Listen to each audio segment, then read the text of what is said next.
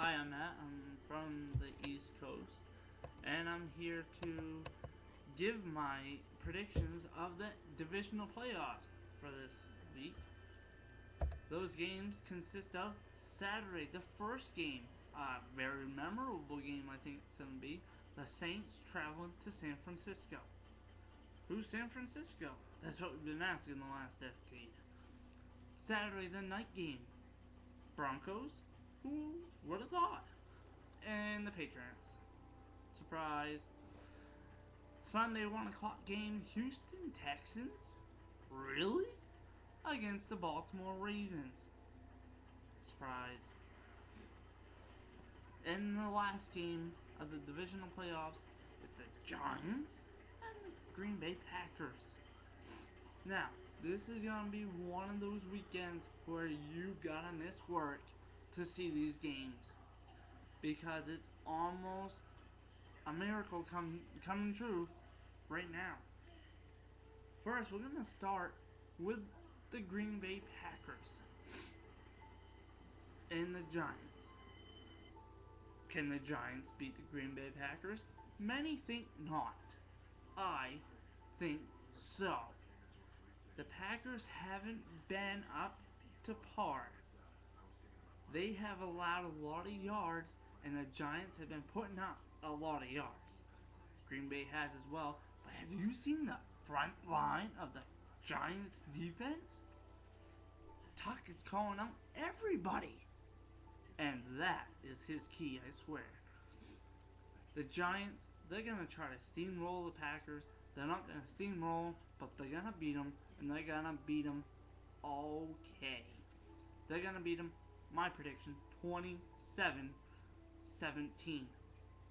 I know, sounds like a Saints San Francisco game, but 27-17, 10-point span. I know I'm giving a lot to the Giants, but that's what I firmly believe. The next game, Baltimore Ravens and the Houston Texans. Alright, Houston, you showed your heart and desire last week, but you played the Cincinnati Bengals, who are not ready, and they had a rookie quarterback in Andy Dalton. Houston could say the same with TJ Yates. He has not really played much, but he is showing he is a true quarterback at this point in time. The next step, can he lead them past the Baltimore Ravens? The Baltimore Ravens, their defense. That's another defense that you gotta have a little bit of fear. Ed Reed, Charles Suggs, and Ray Lewis, that's 3 of the 11 players on defense you want to avoid. But Arian Foster, he can run you over. He can juke you out. Andre Johnson, the same. Ben Tate, he's a power runner. But guess what? That's all they have on offense. And Jacoby Jones is there as well for Houston, but I just don't see it happening. I think Flacco and Ray Rice, they're going to do the damage they need, but it's more or less Ray Rice. He can run the ball, he can pound the ball down everybody's throat and just show who he really is. A true running back in the NFL who doesn't get all the respect that he should. Baltimore wins this game 34-21. 34-21. That's it. I ain't got nothing else to say about that. Argue all you want. The next game, the Patriots and the Broncos. I might live on the East Coast, but I don't like the New England Patriots. Although I do like the Denver Broncos in this game. However, I just don't see it happening. Twice in a row, everybody's making excuses that, Patriots get Josh McDaniels now. So what? They got him. He wasn't no good in either of the two places he was. In my personal opinion, he's with the Patriots. They need all the help they can get. Right now, their defense, horrible. They can get by this game. I firmly believe. The next game, they will not survive.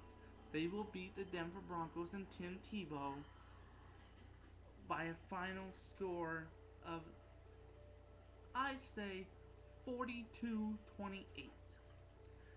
I know that's a big margin, but if it was a closer game, I'd say it would come down to Tim Tebow and his fourth quarter drive, but it wouldn't be good enough for them to beat New England. However, if they beat New England, that's all you're going to hear for the next several months. And all the other games are going to be overheard.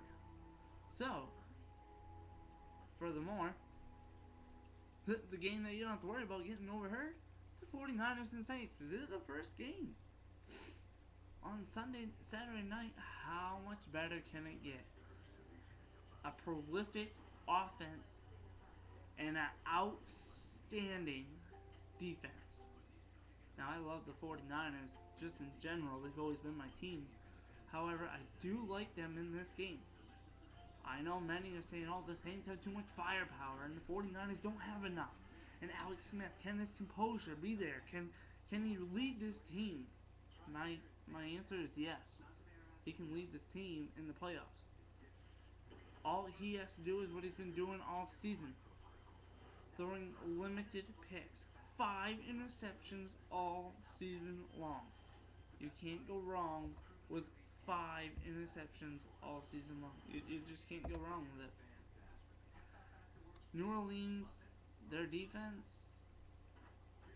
well, they allowed a lot from the Lions itself. But the adjustments in the second half is going to make the difference. Their special teams is alright. You gotta be careful with Ted Ginn Jr. The 49ers gotta be careful with Darren Sproles. It's like even.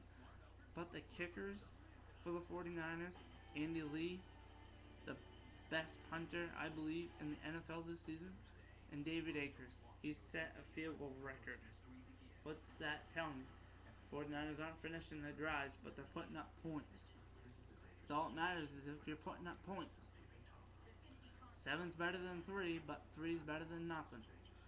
The Saints are putting up points regardless.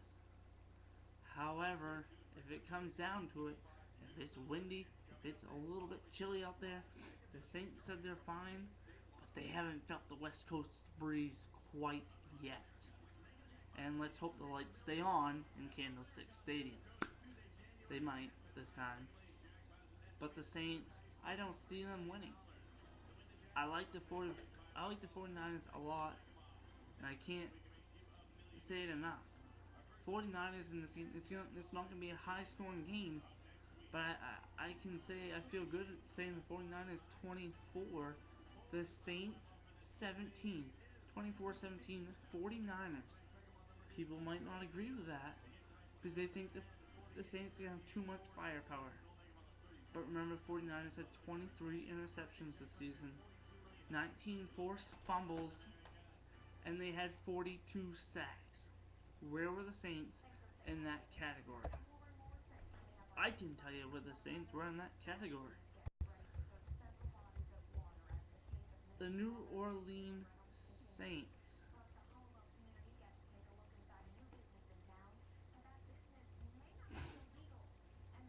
They were not ranked as high, which you can probably imagine. But the Saints are tied for 28th. Yep, 28. 17 interceptions, that's what they got. They got 33 sacks. You know, it's... Oh, I read that wrong. 17 forced fumbles, 9 interceptions. 9 interceptions, 17 forced fumbles, 33 sacks. That's not going to get done. You got to get pressure on Alex Smith. The 49ers are going to put pressure on Drew Brees like you haven't seen all season. It's going to happen. And that was my prediction. The 49ers and Giants in the NFC Championship, Patriots, Ravens, and from there, who knows who will take this home. But I can guarantee you, this weekend is probably the most memorable weekend in NFL that we've had in a long time. Thank you for listening. Hope you all like my input on what I believe. Hope to hear what yours are and your feedback on how I did.